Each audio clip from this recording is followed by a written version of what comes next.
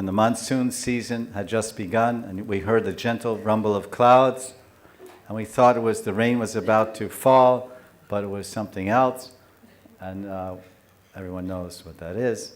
So the Jago Kalam that Krishna was practicing for several months, so then he thought, in 2 weeks or 10 days, it's the big night. It's the night of the year, the night I've been waiting for, the most beautiful full moon night of the year, Sharad Purnima. Oh, this will be the perfect time to initiate, to begin the Ras Leela, and call all the gopis together on the banks of the Yamuna. Oh, but it's only 10 days left, I have to prepare. I've been practicing my flute playing, now I have to take my exam. Krishna goes out to the forest, 12 o'clock, he plays the flute, and all the Mrigakshi ladies, all the doe-eyed ladies gather all around him in a Kanda Mandal. Unfortunately, those Mrigakshis are not ladies. They're females, but not gopis. They're pashu. They're deer, female and male deer that live in the forest. And they've been called and attracted to his beautiful flute playing. Because as you know, deer, that is a characteristic of deer, they love the flute so much. They have so much pyar, Vamsi pyar, that they lose their life for it. They lose their life. 5 different animals lose their life because of their uncontrolled senses. Jago Kalam, Vamadrisham. Krishna played his flute, and the Vamadrisham. Vamadrisham means charming eyes. Drisham, eyes. Vama means charming. Jago Kalam, Vamadrisham. Krishna has been practicing his flute. It's 10 days before Sharad Purnima, and this Leela we are telling. And he played his flute to attract the doe-eyed gopis, the Mrigakshi Brajramanis, the doe-eyed cowherd damsels of Braj for the Rasmandala. So he practiced, and then came around him was the doe-eyed pashu, the forest deer, gathered around him in his unbroken circle. 1 deer, 2 deer, all around Krishna. 1 circle of deer. Akanda Mandalam of Mrigakshi Pashu, deer. And they have very Vamadrisham. The verse says, in 29:3 says, Jago Kalam Vamadrisham. The eyes of the deer, the dristi, the drisham, are very charming to look at, as I described. Even if you go to the zoo, they're very charming, soft, moist, innocent, gentle. So Krishna practiced to call the gopis. He didn't call the doe-eyed gopis of Barsana, he called the doe-eyed deer of the forest. Vanam chakomalam. Vanam chakomalam gopi rashchitam. And then he played more, and the squirrels came, and then the peacocks came. More, the peacocks. And they made a circle around Krishna, Akanda Mandalam, of more Akanda Mandalam, an unbroken circle of peacocks on all sides of Krishna. They surrounded him. And then he was playing his flute, practicing. And because he had called them, because Shyam was trying to call the gopis to test the efficacy of his flute practicing for so many months, preceding the Sharad Purnima, 10 days before. And Krishna likes all the animals so much and loves them all, but he especially likes the peacock. So the peacocks started dancing. The male peacocks, they fanned their tails. When the deer came, the Mrigakshi, Pashu, the forest deer, all the female deer were very close to Krishna, made a circle. And just beyond the female deer were their husbands, the male deer, the bucks, the male deer.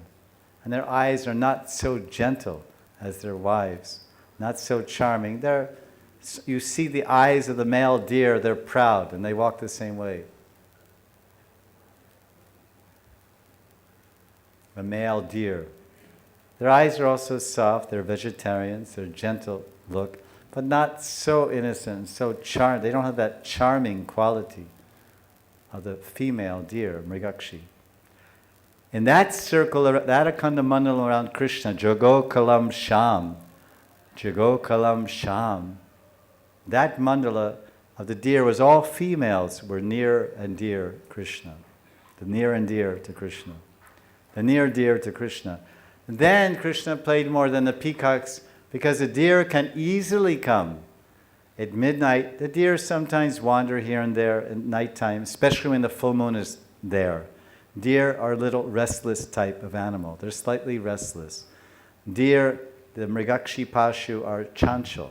So they wander here. If it's not full moon, they're a little bit restive.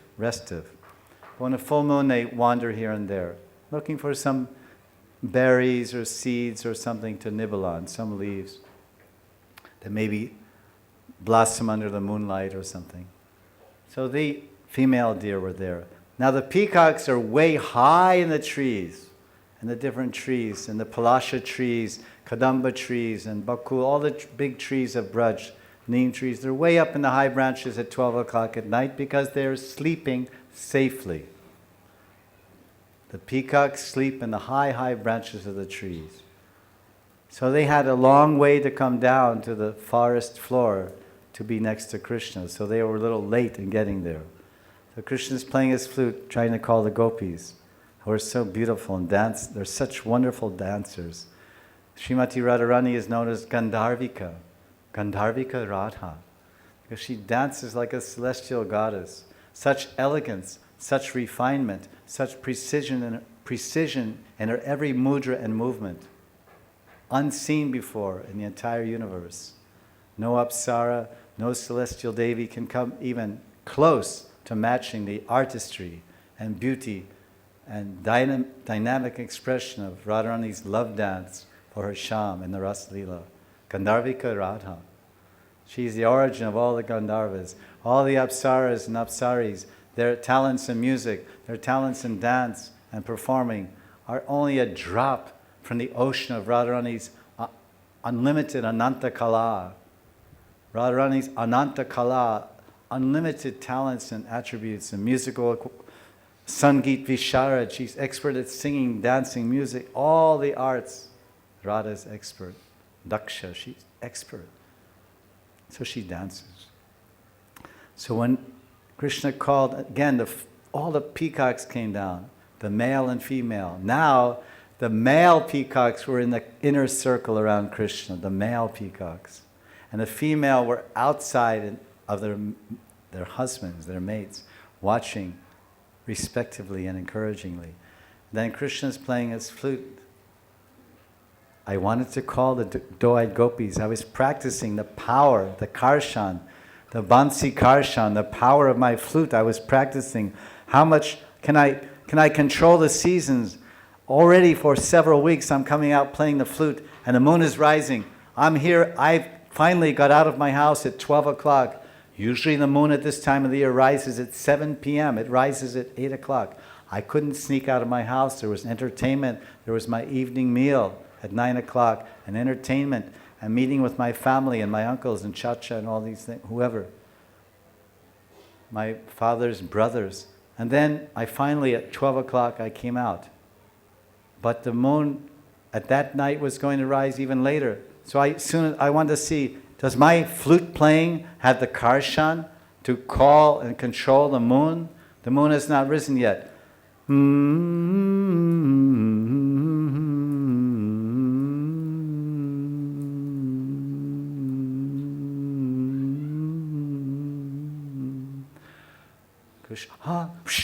The moon immediately heard the command and call of Krishna's flute. The power of his Ichcha Shakti, his desire, his Satya Sankalpa Shakti, his will to make everything possible. Immediately the moon appeared out of nowhere. Yes. Wonderful. Vamsi. Very good. Chandradev, pranam.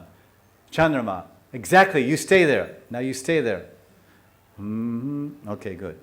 So now Krishna learned how to control the moon. The moon immediately became a huge spotlight, illuminating the entire Rasamandal and stimulated everyone's heart. Anyone who bathed in those rays of the moon becomes stimulated. How do you become stimulated and excited with romantic desires if you never come in the moonshine? If you lock yourself up in your city apartment, Thousands, as they say in India, in the culture of American Indians, when someone asks an American Indian, a native, a Adivasi of America, the original inhabitants were somehow called Indians because the very intelligent navigator thought that he arrived in India, but he didn't know how to drive his boat very well. So he thought it was Bombay, but it was actually Ahmedabad. Like you drive your car to Bombay and you end up in Gujarat and you get out, is this Bombay? I said, Bombay? This is Ahmedabad. You're in Gujarat. Oh, I think I'm not good at driving. So Christopher Columbus, he got a big donation from Queen Isabel of Portugal. He said, I will find a fast way to India to get spices, gold, and all the good things. She said, okay, here's some money. So then he sailed off, and he was a little bit, maybe, sailors tend to get drunk, as you know. And he was a little drunk, and he ended up in America. And he said, it's India! And all of a sudden, arrows started coming over his head. What's this? At any rate. So Krishna learned the power of controlling the flute. Control the moon. Oh, what's one of Krishna, or is Krishna's favorite flower? Malika Fool. Malika Fool. Why? Because of the attributes. All flowers are Krishna's favorite. All flowers that serve Krishna are fragrant, or at least they're supposed to be. We only offer Krishna beautiful, fragrant. They must be fragrant. The Mukhya Gandha, the Swarup Gandha, the Swarup Lakshana of a fool is fragrance. Color, design, shape are secondary. They're the Tatastha Lakshana. The Tatastha and Swarup Lakshana is the fragrance, Saurabh, Sugandhi. Sometimes the Malis sell these garlands with little white flowers on it. They smell like weeds. They smell like nothing. When people buy them and they offer them, it's an aparad. It's an aparad to offer a garland that is not fragrant to the deity. Anybody can sell you anything because it's Kali Yuga and they'll cheat you. Oh yes, very nice mala. How much is that gulab full? Gulab mala. Well, that's 100 rupees. Oh, that's very much. How much is that white one? Well, that's only 20. Oh, give me the 20 rupee one. Safed wala. And some of those safed walas, of course, are juhi and bela or mogra or malika, and they're very nice and sweet and fragrant. And some are nakli safed. You say nakli mala. And they're mixed in there because, every businessman has two types of products. Asli, saman, and nakli. Do you think that the flower sellers in Vrindavan are not businessmen? They are businessmen, and they sell nakli garlands. Sometimes people offer me after class, they offer me a nakli mala, some white mala. It's cheap, it stinks. It doesn't smell. It doesn't smell good, it stinks. Oh, that's very nice, thank you. Because we accept the bhav. Bhava grahi janardan. But our bhav includes gyan. Because bhav is the highest expression of bhakti vigyan. Bhav doesn't come until one has realized the depths of bhakti vigyan. Bhakti sadhan, then bhakti gyan, Gita gyan, knowledge of Gita, knowledge of Bhagavatam, and intense bhakti. Tivrena bhakti yogena, tivrena bhakti, very intense, powerful, concentrated, determined, long, many years and lifetimes to bhakti. Then becomes bhakti vigyan. Then as you're transiting from bhakti gyan or bhakti vidya and studying shastra sodhyaya, shastra shravan, and your bhakti is your shraddha is increasing, and your bhakti is deepening and thickening, then your bhakti passes through anartha-nivriti, cleansing, purifying, elevating stage. Self-control. You learn self-control. Who says they have Vajravegam, Manasakota Vegam? This is step 2, 3 in bhakti. Gyan, sadhana, surrender, tapa, self-control. Dhamma means sense control. And that's all transiting between the bhakti vigyan and bhakti vigyan. Bhakti gyan goes in artha-nivriti, then nishta, steadiness. And then when ruchi starts, actually ruchi, Nam Ruchi, Katha Ruchi, Vaishnav Ruchi. Then we start Bhakti Vigyan, realization. And Bhakti Vigyan increases more, Achar increases more love, more appreciation, more understanding, Yama Niyam. Then you go from Ruchi to Asakti, then Bhav. So Bhav, this is the fullest expression of Bhakti Vigyan. Bhav. Jago Kalam Vamadrisham. The peacocks gathered around Krishna. The The male peacocks were near him. And they understood because everyone knows the heart of the master. The servants, the true servants of the master, they know the heart.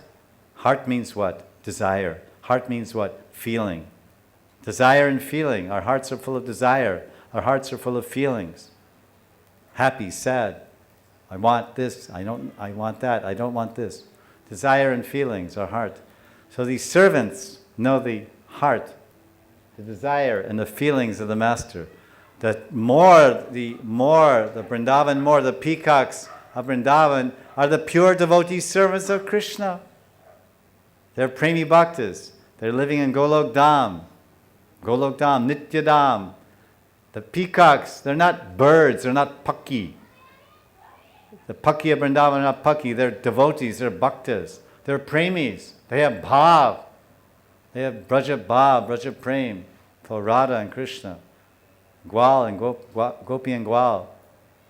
They're Vishesh Paki, they're Divya Paki, transcendental birds of Vrindavan. They're in the spiritual world with Krishna. So Krishna likes the peacocks so much because when he sees the male peacocks that are standing around him, when they first came, their fan tails were closed. Their tail was closed and folded and behind them. It was extending behind them. And when Krishna is standing there, he was practicing his flute a few days before Sharad Purnima, Jago Kalam, to see if his flute he had developed the expertise in playing to be able to attract the doe-eyed gopis and control the Ritu Isha. He wanted to control the seasons, Ishvara, Ish. He controlled the movements of the moon. Is there any yogi, any mystic yogi that can control the sun or the moon? Stop an eclipse? Can anyone do it? No. No one can stop what do they call it? Grahan something. Grahan. But what's the planet called? What's the name for planet? A planet. I didn't say sun planet. A planet. Grahan. A grahan. An eclipse of the planet. English is an eclipse of the planet or eclipse of the moon. So what do you say in Hindi? Say one word to mean both. Okay. Okay. Thank you, sir. So when the peacock feathers are closed and they gather around Krishna and Krishna sees the Akhanda Mandala, he said, oh, all these peacocks have gathered here, the male, with their feathers closed. This reminds me of the beautiful Beni of Radha. Her long tresses, her long hair, her kesh hanging behind her head. It reminds me of the tail of a peacock. When I see the long, extended, glossy, the punch, more punk. What's the tail? Punch.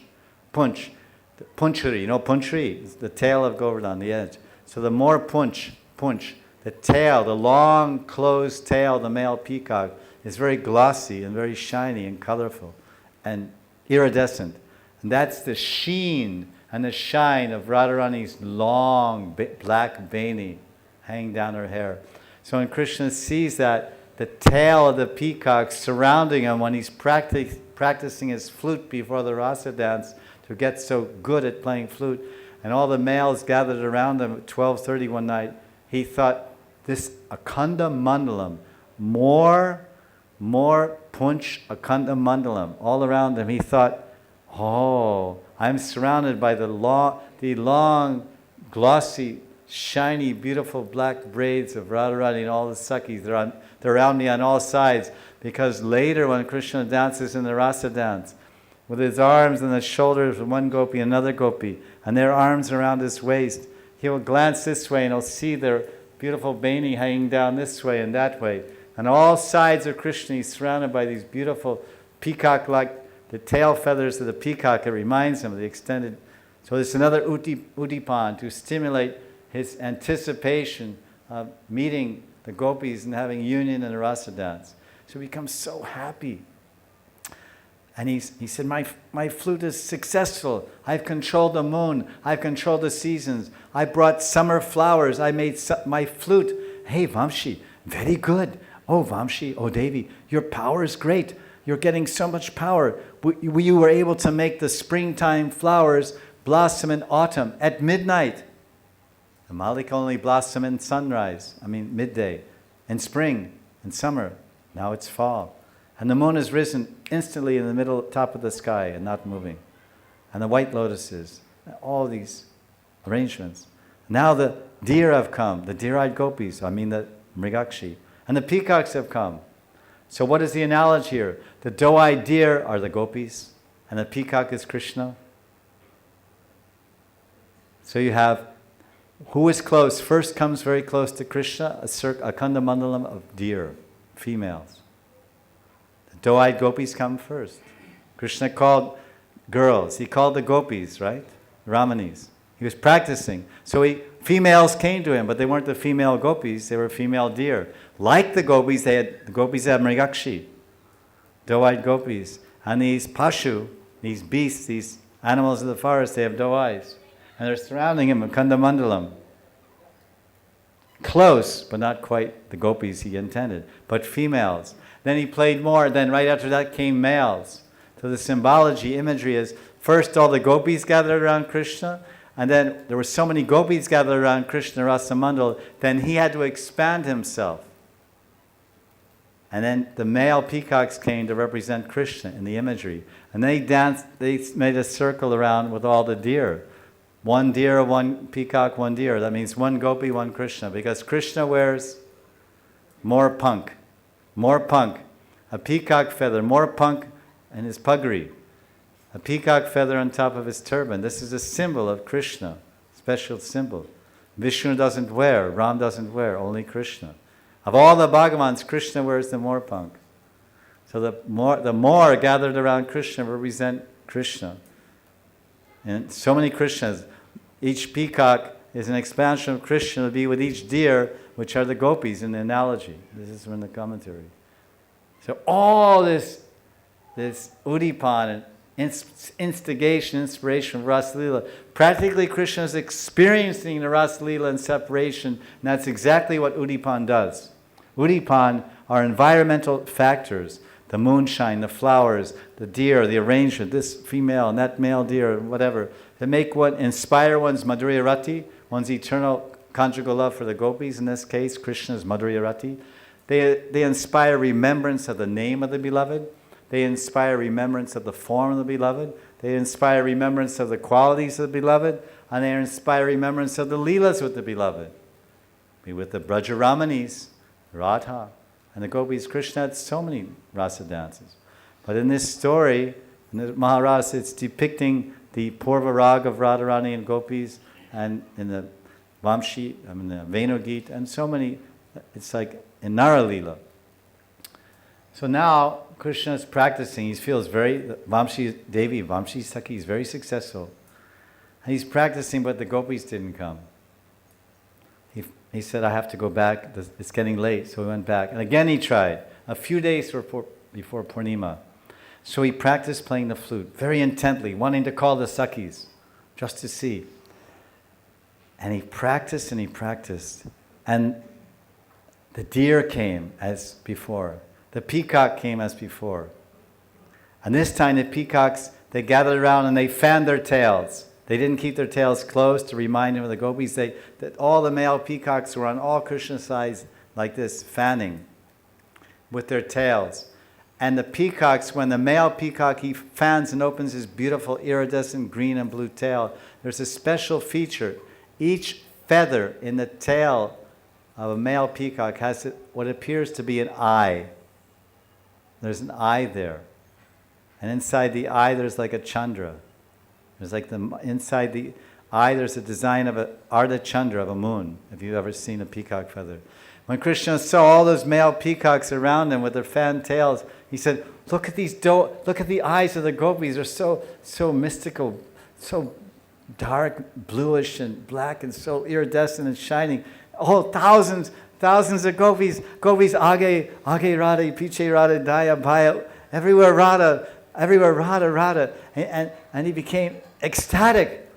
He said, oh, my Vamsi, the gopis are here. He thought the gopis were there. He went mad. This is in his Vibram, Prem Vibram, with simply male peacocks with fan tail feathers all around. You see? Radha. He's like Ardachan. So then he says, oh, these are all the gopis' eyes, thousands of loving eyes, thousands of giving eyes, thousands of romantic eyes, thousands of amorous, pure-hearted, loving, dedicated eyes of my Brajramanis. Radha, Havishaka. And he went crazy. And Krishna went practically vibram. And he started playing his flute and dancing. As he's dancing ecstatically,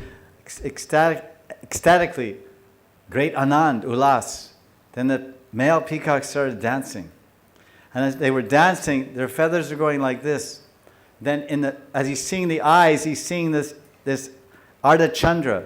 And the Ardha Chandra is the shape of Krishna's tilak, his Chandan tilak.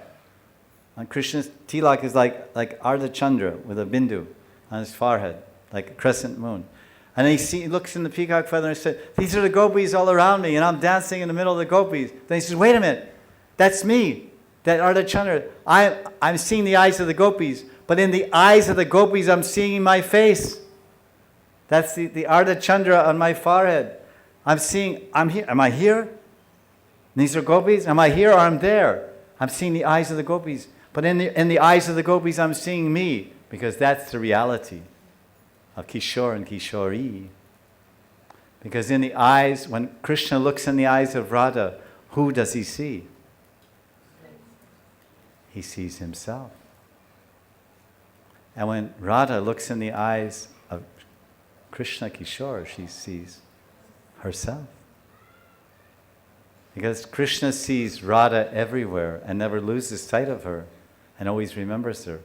And Radha sees Krishna everywhere and never loses sight of him and always remembers him. Remembers, how can I serve him? How can I love him? When and where will I meet him? How will I please him and serve him in this way and that way and this way and that way? And Krishna feels the same way towards Radha. This is in the Vamadrisham of Krishna. Jago kalam Vamadrisham Manoharam. So see how Krishna himself, although Krishna is called Makanchor, Manohar Krishna, he himself has become Manohar by his own Jagokalam. Jagokalam means Krishna expertly plays the flute, and he's practicing, and deer come, his mind becomes enchanted, forgetful. Then the peacocks come. Then again he practices to call the gopis. Now it's another feature of the same presentation, the doe-eyed gopis in the form of deer. And Mor Mukut Sham, Parhapita Mora, this Krishna with the peacock feather, he sees himself, then he really becomes Manoharam. He himself is not only the object, but he becomes the object of Manoharam. Jagokalam, Vamadrisham, Manoharam. The Krishna's heart becomes stolen by the vision he has when he sees the deer. He thinks they're the gopis. And he sees the male peacock with their fan peacock tails and the eyes of the gopis in those tails, feathers. And he sees his own face with that mark inside the eye on the peacock feather, which looks like Ardha Chandra, his tilak. Then he becomes very much Manoharam. He loses his mind. He becomes Vibram, Prem Vibram. Madhurya, Prem Vibram. He becomes, what am I seeing? And he starts dancing and he can't control himself. It's ecstatic. Dancing, nritya, it's an anubhav of his ecstasy. And the peacocks are dancing. And he feels, yes, this is the Kanda Mandal. Yes, this is the Ras Leela. And the peacocks dancing around me. I don't see peacocks. I see eyes of thousands of gopis. And I see their beautiful hair. The feathers is actually the beautiful braids swaying this way and that way. And I'm dancing and I'm playing my flute, Jago Kalam. 29.3 of the 10th canto of Bhagavatam. So he's practicing his flute. Now again, 3 days before Rasa Leela, Krishna comes again. After recovering from that Prem Vibram, that sporty, that incredible vision of the Rasa Leela seen in deer and peacock. Udipan becomes reality. Dream becomes vision. Vision becomes a dream. Reality becomes a vision. And dream becomes, it's like interplaying. Radharani's she's sleeping in Barsana. Then, in the middle of the night, 1 o'clock at night, she has a spurti in her subconscious. Swapna vilas amritam. Sleeping and tasting nectar.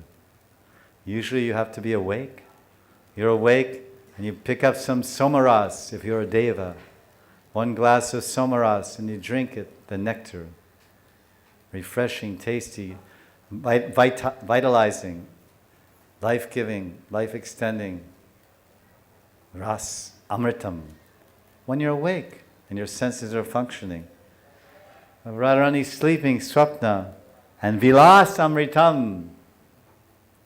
Swapna vilas, vilas is a special word. It means a very intimate exchange of love between Radha and Krishna, vilas.